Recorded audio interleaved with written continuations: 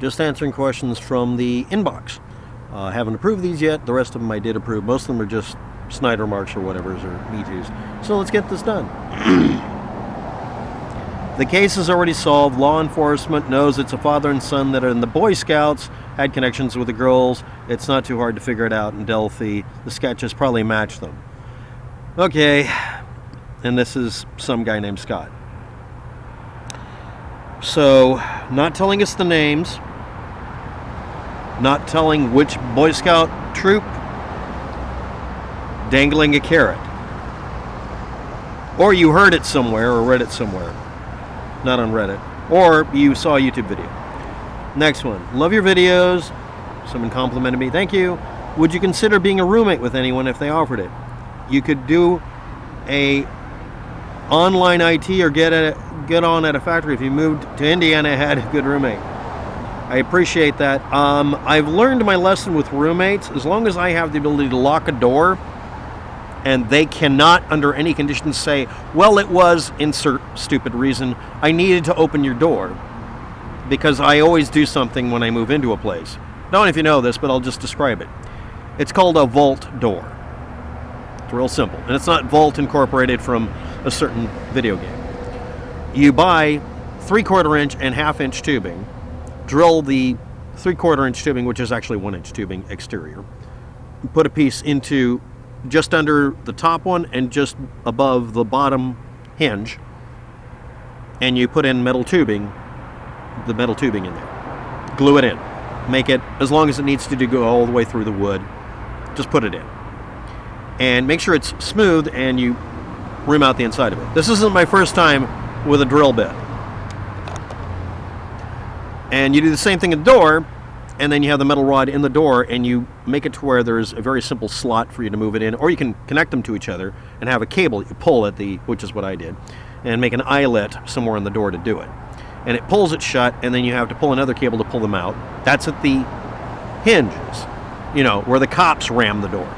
And then the other end of it, above and below, you actually just do the same thing if you want to. Or you can put in 4 locks, or 5, put one right in the middle, and make a New York lock. Or if you want to be really industrious, like a little busy beaver like me, drill through the hinge plates and put them into that.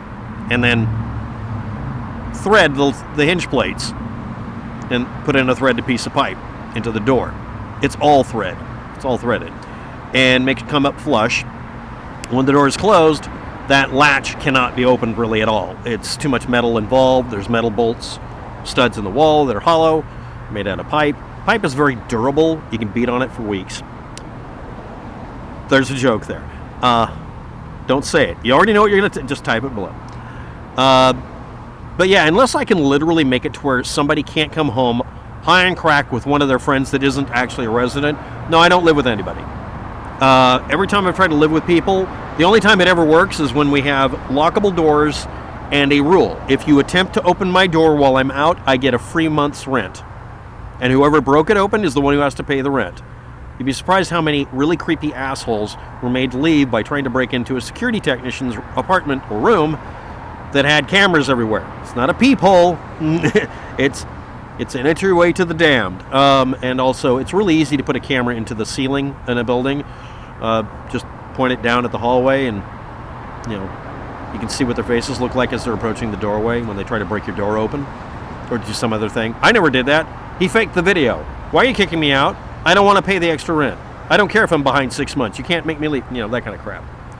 So a lot of bad experiences. But in good experience mode, when I've stayed with people I really liked and trust, no problem. And I never have problems with them. But if anybody says, be kind or brother man, I know that they're going to be one of those leeches that makes life suck. That's in Portland. That doesn't mean in your area. But yeah, I'm totally up to that. And everywhere in town, they say the same things. Well, you can rent a room, but we get to open the door, and occasionally you have to put up with us having friends over, very loud parties, and it doesn't matter if it's a work night. Yes, it fucking does.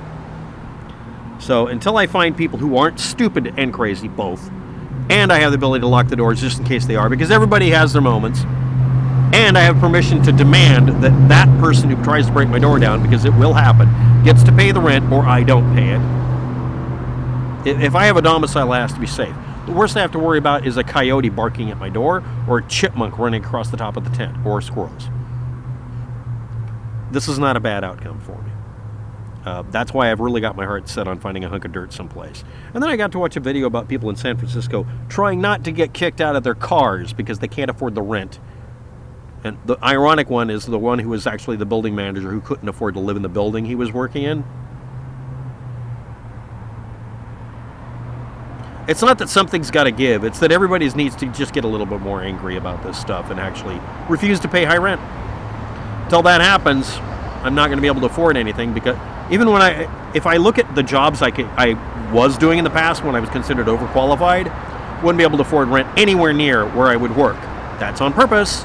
That's so you can be late every once in a while, and they can threaten you with lawsuits, and you can be fired, and you've signed a non-disclosure agreement, non-competition agreement, even though you just answer the phone, so they can keep you from getting another job, so they can enslave you.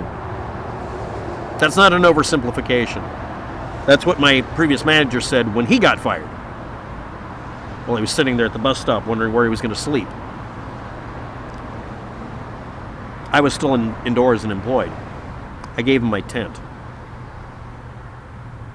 It's a long time ago.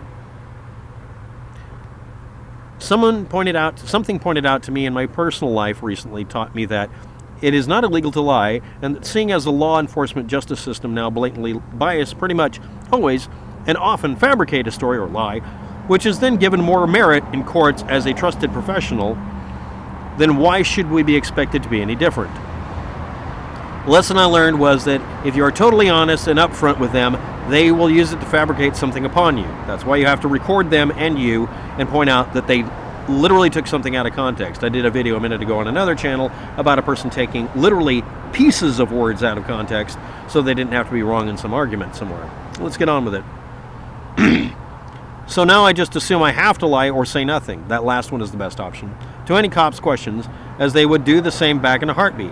Why should it only be the guilty ones that are ever expected to lie? Especially when everyone else is doing it. Life has taught me that everyone lies to you, even the people expected to tell you the truth. Why should it be any different?